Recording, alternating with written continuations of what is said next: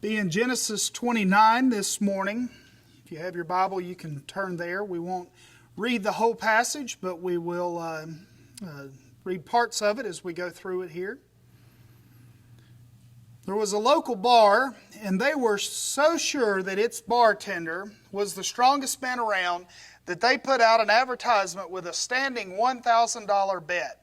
They said, if you can come in and you can squeeze more juice out of a lemon that our bartender has already squeezed, we will give you $1,000. And so people would come in, the bartender would squeeze it and squeeze it and squeeze it, and then he'd hand it to them. And if they could get just one drop out of that lemon, then they would get $1,000. And people tried. Big weightlifters came in, longshoremen came in, people that worked construction. Everybody just came in, and they just tried, and they squeezed and squeezed, and they could not get one more drop out of a lemon after that bartender had squeezed it. Well, one day this scrawny little man came in. He was wearing thick glasses, had on a polyester suit, and he said in a kind of little squeaky voice, "I'd like to take that bet." And everybody started laughing. And the bartender said, "Okay, let's take that bet." And so he grabs the lemon and he cuts it in half and he starts grabbing it and he squeezes it down and he squeezes it till it's just a wrinkled mess in his hand. And he shakes and shakes and shakes and nothing else is going to come out of it. And he hands it to that little man.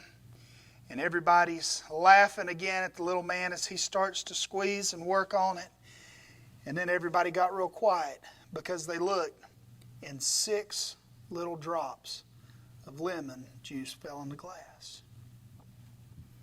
And everybody started cheering, and the bartender went to the cash register and he got out $1,000 and he handed it to the man. He says, "What in the world do you do for a living?"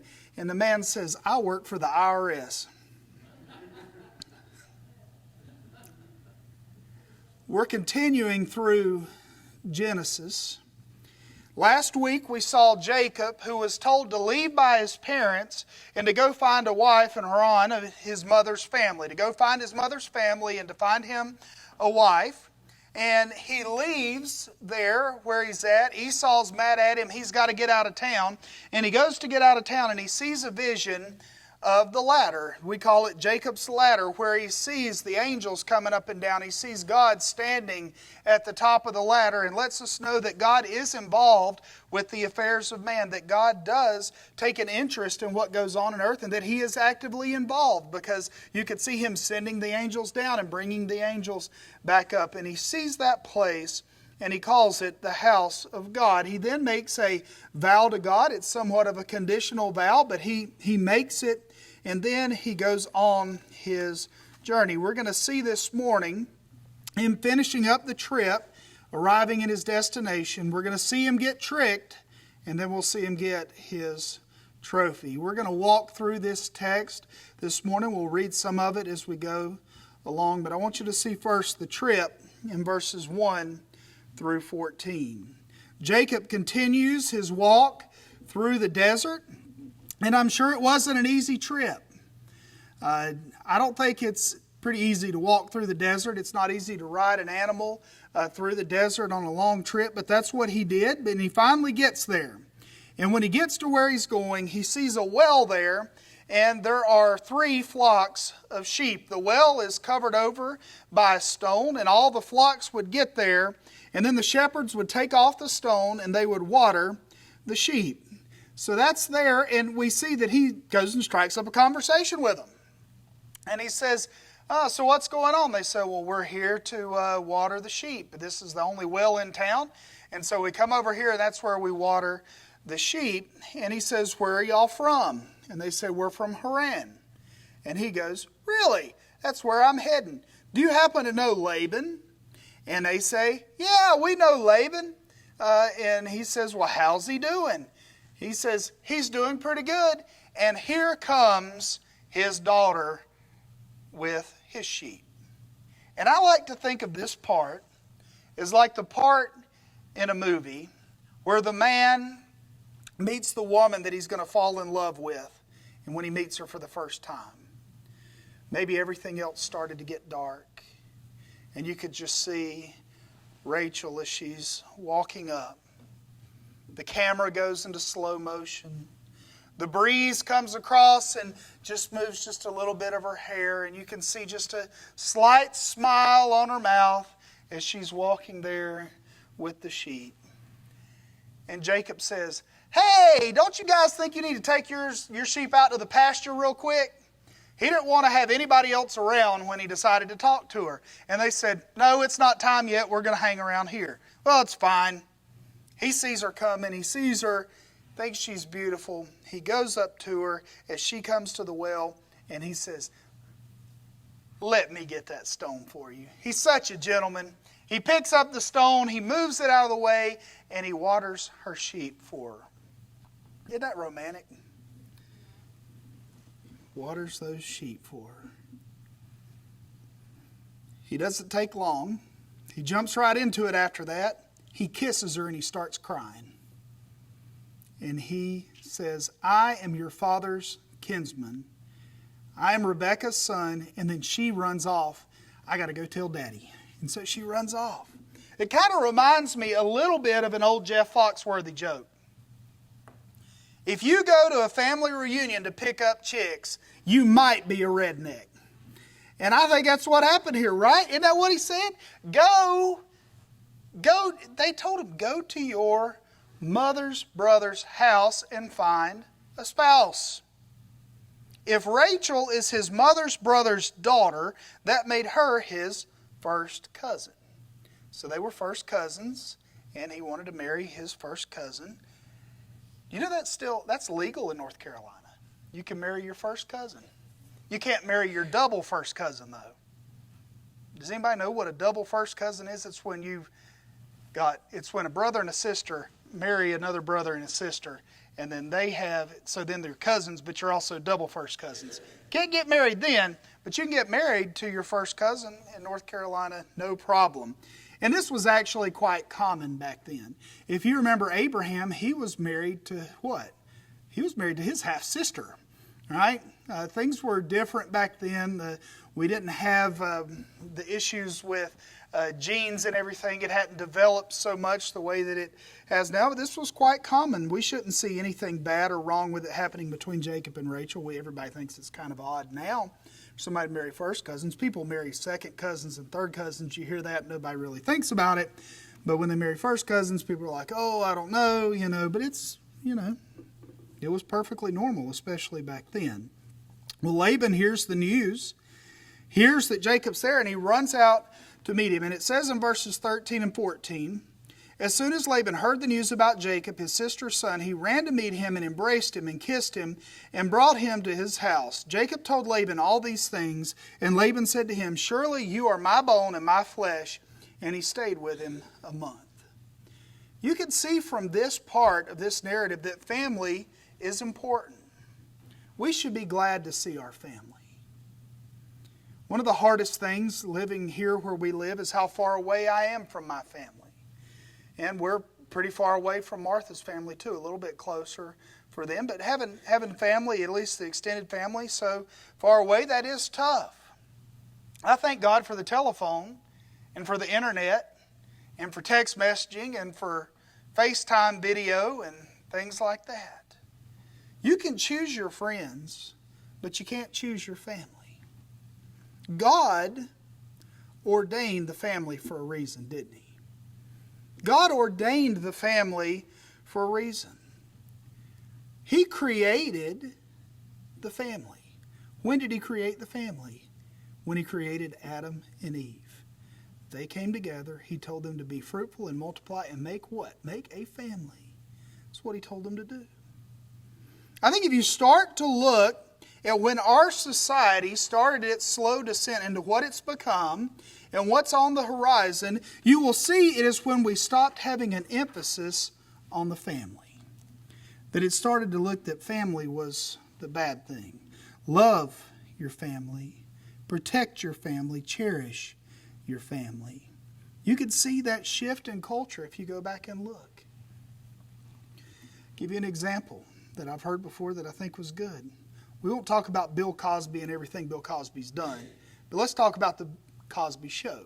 Do y'all remember the Cosby Show? they got into all kinds of messes, right? Theo got into a mess. The girls would get into a mess. You had the mess, but what was always the answer of what got you out of the mess? It was your family, right? It was your family. That's what got you out. And you can go back a little earlier than that, maybe a little later than that. You think about, I was actually talking about the TV show Home Improvement. Do y'all remember that show with Tim, the tool man Taylor, you know? What was that happened? TV's reflected in culture, right? And culture is reflected in TV.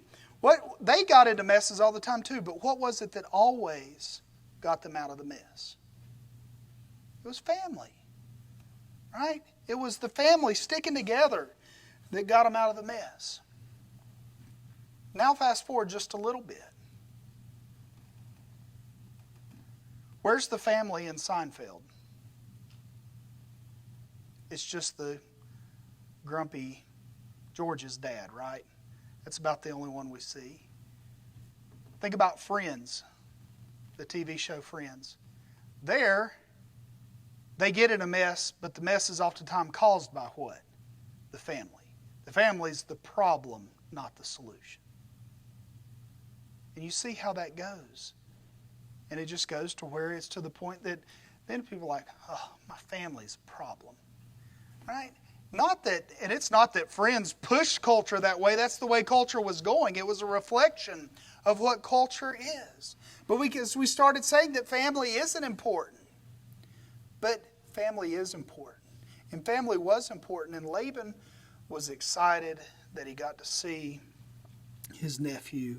And excited that maybe he was going to get to marry off his daughter or daughters, as we'll see.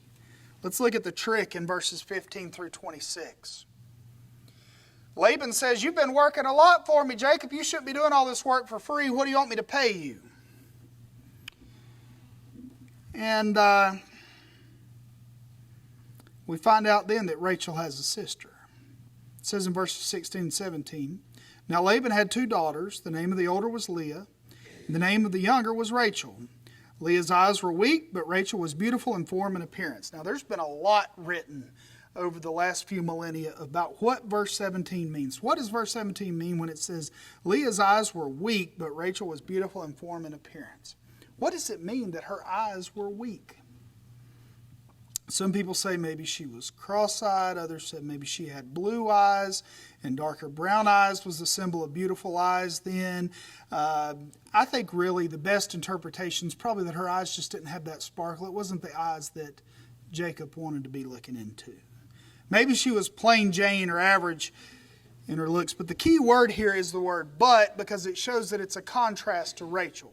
When Jacob would look at Leah, he would say, but when he would look at Rachel, he'd say, yeah. And that was kind of his thing, that he was just more attracted to Rachel. She had a beautiful body and a beautiful face. Maybe Leah was in the top half of what people consider attractive, but Rachel was in the top 1%. But there was that distinction there. And Jacob really thought that Rachel was something special, because after he's asked, what do you want me to pay you for all the work you're doing? He says, I will serve you for 7 years for your daughter Rachel. 7 years. I will work for you for 7 years without pay if you'll let me marry your daughter. He must have really liked her, right? He was going to work for her for 7 years to have the blessing of the dad to marry the daughter. Laban agrees to it. And it says that Jacob served those 7 years, but it felt only like a few days because of how much he loved Rachel. And so after the 7 years are up, Jacob says, all right, Laban, I've done my 7 years now. Give me my wife, Rachel. And he goes, sure thing. And they have a big feast. They have a big celebration. They bring everybody in. And then it gets dark and everybody heads home. And they go into the tent, into the marriage tent, and they consummate the marriage, and the sun comes up, and Jacob opens up the tent door so happy because he is married to Rachel, the love of his life, and he rolls over, and it's Leah. not Rachel. That's a big surprise, wouldn't it be? Men, would it not be a big surprise if on the day after your wedding you woke up and looked in the bed beside you and it was your wife's sister? Yeah, that would be a shock. That would be a shock. So he gets up and he goes to Laban in verse 25 and he says, "What is this you have done to me? Did I not serve you for Rachel? Why then have you deceived me?" It's kind of ironic, isn't it? Who's the biggest trickster we've seen so far in the Scriptures? Jacob. What did he do? He tricked Esau to get his birthright. Then he tricked Isaac to get Esau's blessing. And now finally, as they say, his chickens have come home to roost. He got tricked himself. And Laban plays it off like it's a cultural thing. Well, I know we said Rachel, but it's just the custom that we have here that we would never let the younger sister get married before the older sister gets married. So that's why you're married to Leah now. Laban's playing a dangerous game. I think it goes without saying that this was wrong. And we're going to see in the coming weeks that it is going to cost Laban dearly in his possessions and in his stature as time goes on. We need to be people of our word. We need to let our yes be yes and our no be no. Do you think there was a cultural change in those 7 years where you could, 7 years before that, marry off your younger daughter before you married off your older daughter, and then it changed in those 7 years? No. Laban could have said at the beginning, well, no, you have to marry Leah. You have to marry her because she's the older one. When we agree to do something, we need to hold up our end of the deal. Laban didn't, and Jacob did, and that showed that he is starting to mature. And I think you'll see that as we go through, that Jacob really matures into his faith, and he held up here his end of the bargain. I want you to see finally the trophy in verses 27 through 30. Laban has an idea that's going to fix the issue. He says, okay, you've already worked 7 years for Rachel. Now work 7 years for Leah, and then I'll give you Rachel.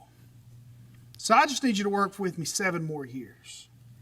And it says that Jacob did so, and he completed her week in verse 28.